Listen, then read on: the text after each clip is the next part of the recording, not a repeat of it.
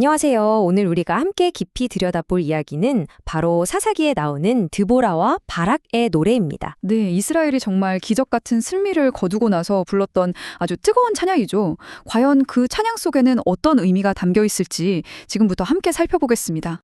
그러게요. 기적적인 승리 후에 우리는 어떻게 하나님을 찬양해야 할까요? 이 질문이 어쩌면 오늘 이야기 전체를 관통하는 핵심이라고 할 수 있겠네요. 맞아요. 정말 놀라운 구원을 경험하고 난 뒤에 드리는 찬양이 과연 어떤 의미가 있고 또 어떤 힘을 가지는지 같이 생각해 보면 정말 좋겠습니다. 네. 그래서 오늘 저희는 이 승전가를 하나하나 따라가 보려고 합니다. 먼저 이 노래가 어떻게 시작됐는지, 그리고 이스라엘이 겪었던 끔찍한 절망과 그 이후의 구원이 얼마나 달랐는지를 비교해 볼 거고요. 이어서 부르심에 용감하게 나섰던 지파들과 그렇지 않았던 지파들의 운명이 어떻게 갈렸는지도 짚어볼 겁니다. 그리고 정말 예상치 못했던 영웅, 야엘의 활약을 거쳐서 이 노래가 오늘 우리에게 주는 메시지는 무엇인지까지 살펴보겠습니다. 자, 그럼 첫 번째 주제부터 바로 시작해 볼까요? 승리의 노래가 시작되다입니다. 여기서 바로 궁금증이 생기는데요. 왜 이 위대한 사건을 그냥 글로 적은 게 아니라 굳이 노래로 남겼을까요? 정말 좋은 질문이에요. 보통 거룩한 기쁨이라는 건 우리 영혼 깊은 곳에서부터 터져나오는 찬양과 감사라고 하잖아요. 노래는 바로 그 벅찬 감정을 표현하는 가장 자연스러운 방식이었던 거죠. 그리고 또 다음 세대에게 이 놀라운 역사를 아주 생생하게 전해줄 수 있는 가장 효과적인 방법이기도 했고요. 왕들아 들으라, 통치자들아 귀를 기울이라. 그런데 에이오스트님, 드보라가 왜 갑자기 세상의 왕들이나 통치자들을 부르는 거죠? 이게 아주 흥미로운 지점입니다. 드보라는 이 노래를 통해서 세상에서 가장 힘 있는 사람들에게 선포하는 거예요. 당신들보다 더 위대하고 더 높은 권위자가 계시다는 걸 말이죠. 이 승리는 인간의 힘으로 이룬 게 아니라 오직 이스라엘의 하나님 여호와께로부터 왔다는 사실을 온 세상에 공표하는 겁니다. 자, 이제 두 번째 주제로 넘어가 보겠습니다.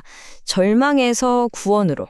그렇다면 하나님께서 개입하시기 전, 그러니까 드보라가 일어나기 전에 이스라엘의 상황이 대체 얼마나 암담했던 건가요? 이 화면이 당시 상황을 정말 극명하게 보여주네요. 왼쪽을 보세요. 앞제 아래 있을 땐 큰 길이 텅 비고 사람들은 강도가 무서워서 좁은 오솔길로만 다녀야 했어요. 마을은 텅 비었고 심지어 군인 4만 명 중에 방패나 창 같은 제대로 된 무기 하나가 없을 정도로 완전히 무장해제된 상태였죠. 세상에, 사회가 그냥 완전히 멈춰버린 거네요. 그런데 오른쪽을 보면 구원 이후에는 사람들이 다시 성문으로 모여들고 안전하게 물을 기르러 다니고 평화를 되찾았어요. 정말 하늘과 땅 차이입니다. 그리고 이 모든 고통의 근본적인 원인이 바로 여기에 있었습니다. 사사기 5장 8절 말씀인데요. 그들이 하나님을 버리고 새신들, 다시 말해 우상을 섬겼기 때문에 전쟁이 성문 바로 앞까지 닥쳐온 거였습니다. 결국 이스라엘의 고통은 외부의 적 때문만이 아니라 바로 자기들 자신의 불순종에서 시작된 거였군요. 네, 세 번째 주제입니다. 부르심에 응답한 자들. 이 절망적인 상황 속에서 드디어 하나님의 구원의 부르심이 있었죠. 그리고 그 부름에 용감하게 응답해서 싸움터로 나선 지파들이 있었습니다. 네, 에브라임, 베냐민, 므낫세의 마길, 이사갈, 그리고 특히 스볼론과 납달리가 참여했는데요. 이 중에서 스볼론과 납달리는 죽음을 무릅쓰고 목숨을 아끼지 않은 백성이라고 표현될 정도로 정말 용감하게 싸웠습니다. 정말 대단하네요. 말 그대로 목숨을 내놓고 싸움에 가장 선두에 섰다는 거잖아요.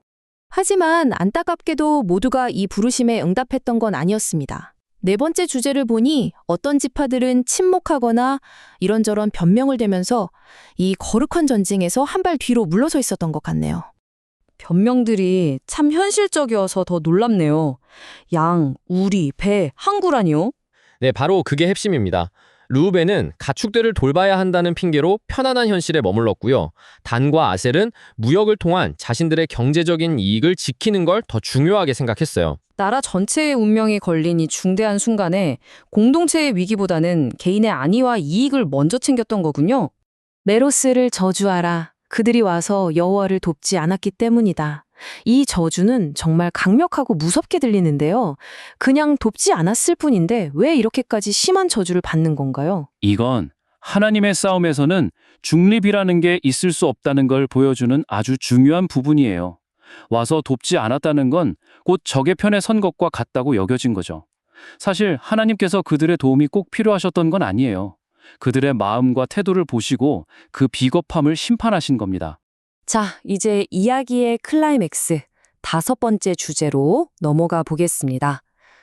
뜻밖의 영웅, 야엘입니다. 네, 이 전쟁의 마침표는 용맹한 장군이 아니라 정말 아무도 예상하지 못했던 인물, 바로 야엘이라는 한 여인의 손에서 찍히게 되죠. 이 구절은 패배는 상상조차 하지 않는 적장의 오만한 기대를 보여줍니다. 시스라의 어머니는 창밖을 보면서 아들이 화려하게 개선하기만을 초조하게 기다리고 있는 거죠. 전리품으로 얻을 예쁜 옷과 처녀들을 상상하면서 말이죠. 이렇게 교만한 기대가 크면 클수록 바로 뒤에 닥칠 비극이 훨씬 더 처참하게 느껴지는 것 같습니다. 정말 충격적인 장면이죠. 시스라는 가장 안전하다고 믿었던 야엘의 장막에서 환대의 상징인 우유까지 마시고 깊은 잠에 빠졌는데요. 바로 그 순간 야엘은 조금도 주저하지 않고 장막 말뜻과 방망이를 들고 그의 관자놀이를 꿰뚫어 버립니다. 지극히 평범한 일상의 도구가 가장 치명적인 무기가 되는 순간이었어요.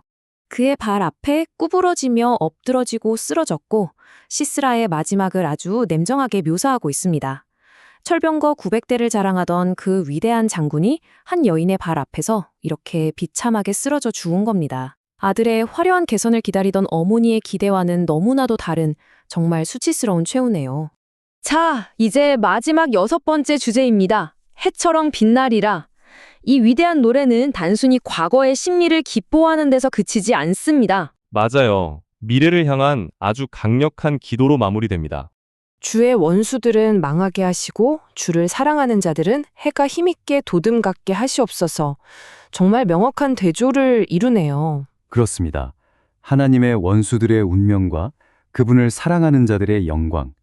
이 마지막 구절은 우리에게 아주 분명한 선택지를 보여주고 있어요. 멸망이냐 아니면 저 떠오르는 해와 같은 영광이냐. 그리고 이 위대한 승리, 그리고 그것을 기념한 이 강력한 노래 덕분에 이스라엘 땅에는 무려 40년이라는 긴 시간 동안 평화가 찾아왔습니다. 결국 이 오래된 노래는 오늘을 살아가는 우리 한 사람 한 사람에게 나는 지금 어디에 서 있는가? 라는 질문을 던지고 있네요. 맞습니다. 이스라엘의 여러 지파들처럼 우리도 매일 선택의 기로에 서 있습니다. 하나님의 부르심에 응답할 것인가? 아니면 나의 안락함과 이익을 핑계로 뒤에 머무를 것인가? 오늘 우리가 살펴본 이 드보라의 노래는 그 선택의 결과가 얼마나 다를 수 있는지를 우리에게 정말 생생하게 보여주고 있습니다.